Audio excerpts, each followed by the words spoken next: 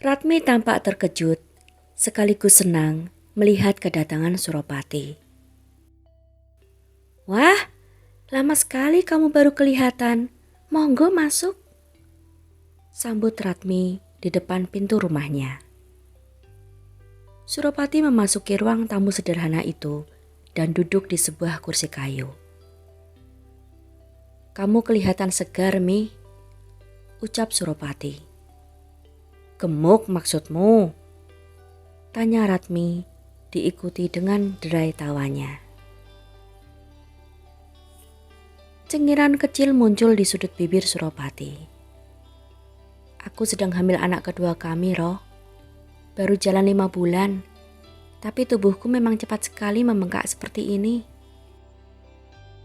"Wah, aku mau dapat keponakan lagi. Selamat, Mi.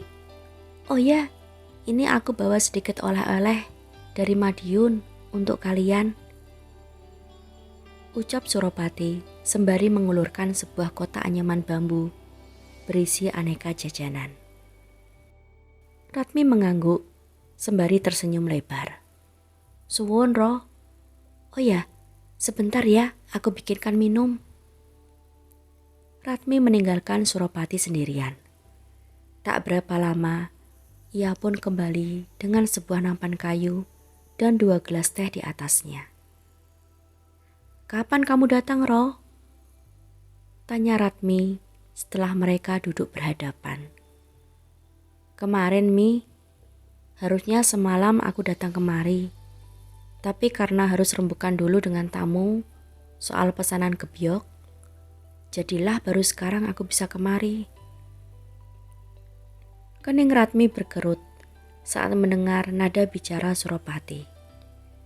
Tampaknya sepupunya itu tak sekedar datang untuk berkunjung. Namun sepertinya ia mempunyai tujuan khusus. "Kenapa kamu lama sekali di Madiun, Roh?" tanya Ratmi. Suropati pun menceritakan tujuannya datang ke rumah Pak Dejarwo dan dilanjutkan dengan kemalangan yang menimpa lelaki sepuh itu. Ratmi menyimak penuturan Suropati dengan serius. Ia adalah sepupu Suropati dari pihak sang ayah, sehingga ia tak begitu mengenal sosok Pak Dejarwo. "Tapi kepergianmu ke Madiun itu sia-sia, Roh.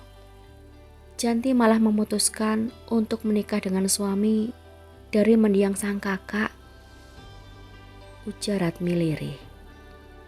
Tak tega rasanya ia mengatakan hal itu. "Iya, Mi, aku sudah tahu itu," jawab Suropati pelan. "Tapi aku ingin menemuinya. Untuk itulah aku datang kemari dengan harapan agar kamu mau menemaniku ke rumah mereka," lanjutnya. Ratmi tertegun untuk beberapa saat. "Menemui Janti? Untuk apa, Roh? Dia kan sekarang sudah jadi istri orang," sergah Ratmi. Suropati menunduk. Helaan napasnya terdengar berat. "Aku hanya ingin melihat keadaannya, Mi, untuk memastikan bahwa ia benar-benar bahagia dengan pilihan hidupnya." Suara Suropati nyaris tak terdengar, membuat Ratmi jatuh iba. "Kau kan sahabatnya, Mi. Kalau kau yang mengantarku ke sana, aku rasa tak akan ada masalah. Ayolah bantu aku. Aku janji tak akan terjadi apa-apa. Kamu juga pasti sering ke sana, kan?" "Iya, tapi itu dulu, saat mereka belum menikah." "Ayolah, Mi," bujuk Suropati memelas. Kali ini Ratmi yang menarik napas dalam-dalam. Ia menyandarkan punggungnya ke sandaran kursi. Kedua telapak tangannya mengelus-elus perutnya yang tampak membuncit. "Kapan?" tanyanya letih. "Sesegera mungkin, besok?" desak Suropati. Ratmi menggigit bibir bawahnya. Titik keringat mulai muncul di ujung hidung dan dahinya. Perempuan itu tampak menimbang-nimbang dalam hati. Baiklah, tapi selepas zuhur saja. Aku tak tahu pukul berapa suamiku akan pergi esok pagi. Jadi akan lebih aman kalau kita pergi selepas zuhur. Aku tak ingin dia banyak bertanya. Dan sudah pasti ia akan melarangku bila tujuanku ke sana adalah untuk mengantarmu. Suropati tersenyum tipis dan menganggukkan kepalanya. Suwun Mi, ujarnya berterima kasih. Berjanjilah kepadaku, kau tak akan bertingkah dan bicara macam-macam di sana. Tegas Ratmi. Suropati yang hendak menjawab, tiba-tiba terdiam saat mendengar suara suami Ratmi yang mengucap salam dari luar pintu. Kang Karyo pulang. Ingat, jangan membahas tentang Janti di hadapannya. Bisik Ratmi pelan. Matanya melirik ke arah pintu. Suropati hanya menjawab dengan anggukan samar. Loh, ada Suropati rupanya.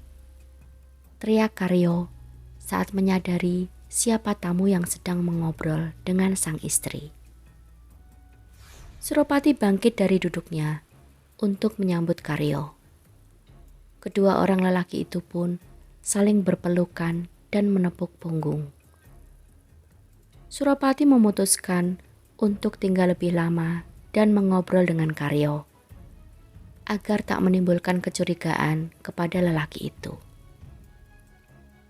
Sementara Karyo mengoceh panjang lebar, pikiran Suropati justru sedang sibuk membayangkan bagaimana sosok Janti sekarang.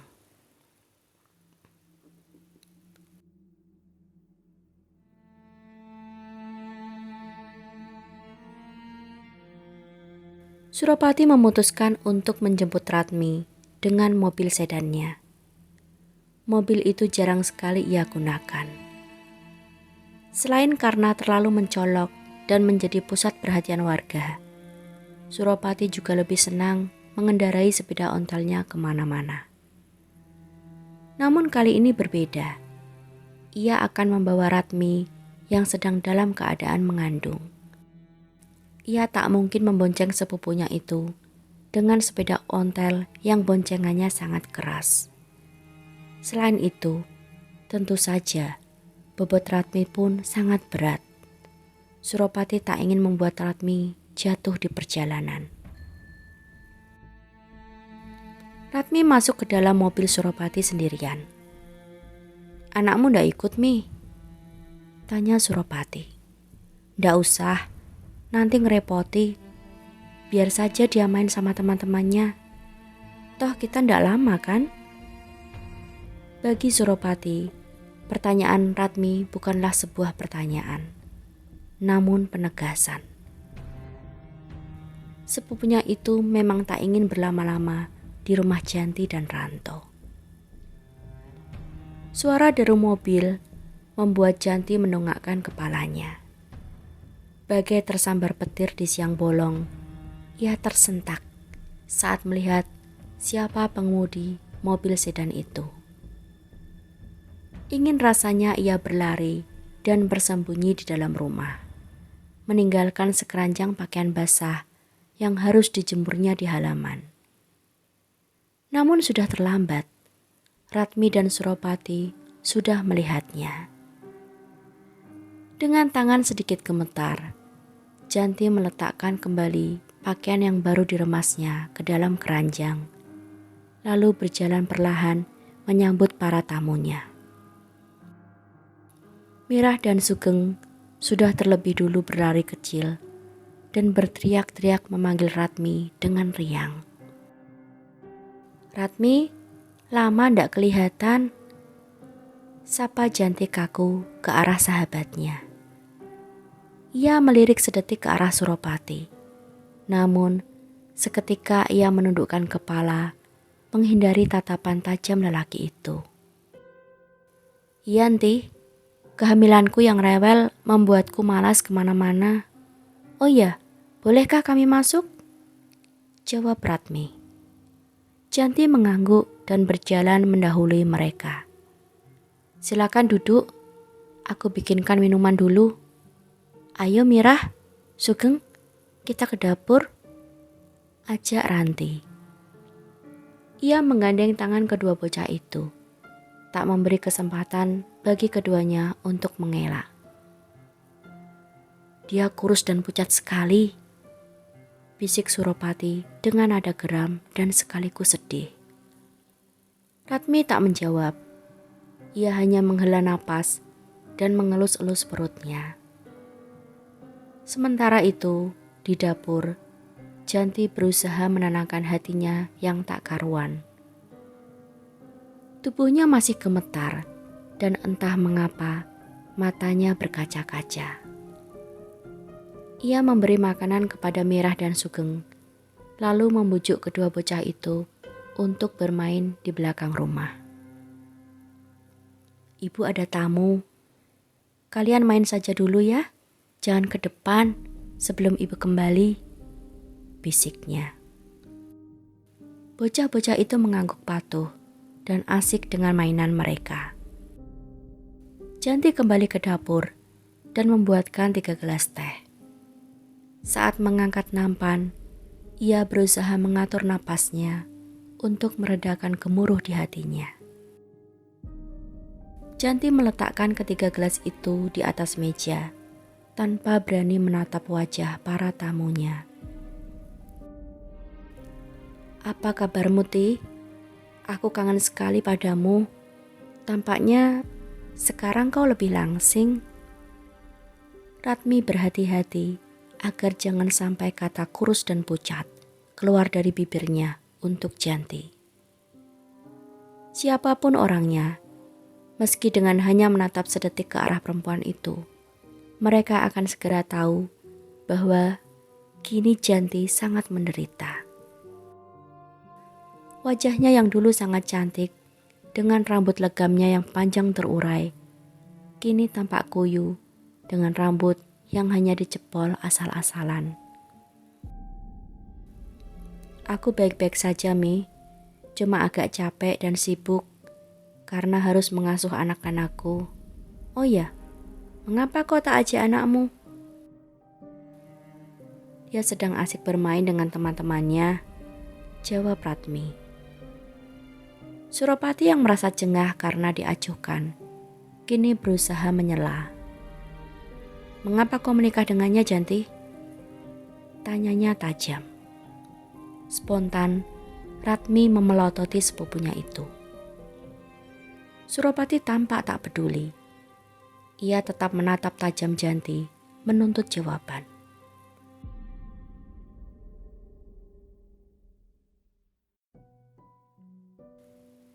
Janti tampak tertegun mendengar pertanyaan blak-blakan itu.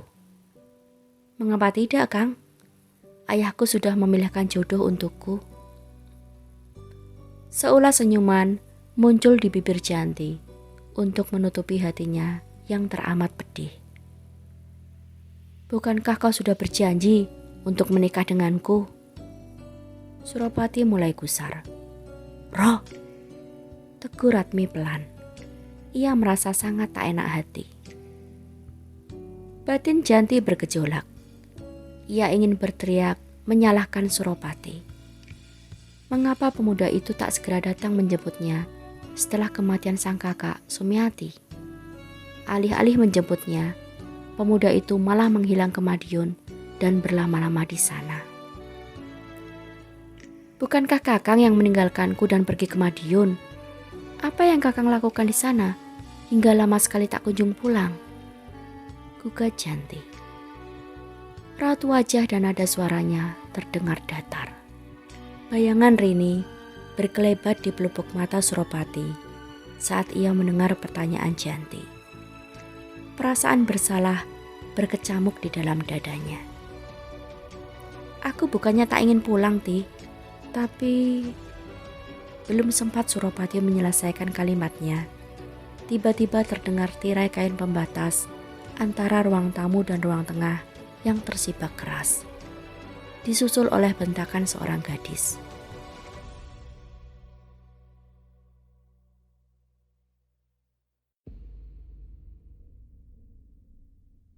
Lebih baik kalian pulang saja dan jangan pernah menginjakkan kaki di rumah ini lagi. Suropati, Ratmi, dan Janti seketika terkejut dan memandangi Dayang yang sudah berdiri bersedekap di ambang pintu dengan raut wajah penuh amarah. Ratmi menjadi salah tingkah, apalagi saat dilihatnya wajah Janti yang semakin memucat. Janti seperti ketakutan. Suropati terdiam. Rahangnya mengatup kuat, menahan amarah. Ayo kita pulang saja, Roh. Ajak Ratmi sembari menarik tangan sepupunya. Pergi kalian! Teriak Dayang lagi. Suropati bangkit penuh amarah. Namun, ia sempat berbisik di dekat wajah Janti. Aku tahu kau tak bahagia, Janti. Gadis itu gemetar. Kepalanya tertunduk semakin dalam. Pergi! Teriak Dayang lagi. Telunjuknya mengarah ke pintu. Suropati melangkah keluar, diikuti Ratmi yang gugup dan kikuk. Dayang mengikuti mereka dan langsung membanting pintu hingga menutup. Saat Suropati dan Ratmi baru saja menjejakkan kaki di luar. Kacau, semua gara-gara kamu, Roh. Omel Ratmi saat Suropati mulai menyalakan mesin mobilnya. Dia tak bahagia, Mi, ucap Suropati. Lalu, apa maumu? Dia sudah menjadi istri orang, Roh. Bahagia atau tidak, itu sudah bukan menjadi urusanmu lagi, ujar Ratmi nyaris berteriak. Suropati ingin mengebut, namun seketika ia tersadar ada seorang perempuan hamil yang sedang duduk di sampingnya. Hati Suropati dipenuhi amarah dan rasa kecewa, membuat matanya memerah berkaca-kaca. Sesampainya di halaman rumah Ratmi, perempuan itu bergegas membuka pintu mobil dan keluar dengan susah payah. Pulanglah, Roh. Ingat, ndak usah berbuat macam-macam. Lebih baik kamu cari perempuan lain saja. Lupakan dia. Suwun sudah menemaniku, Mi, ucap Suropati datar. Ia segera tancap gas setelah memastikan Ratmi sudah keluar dari mobil itu.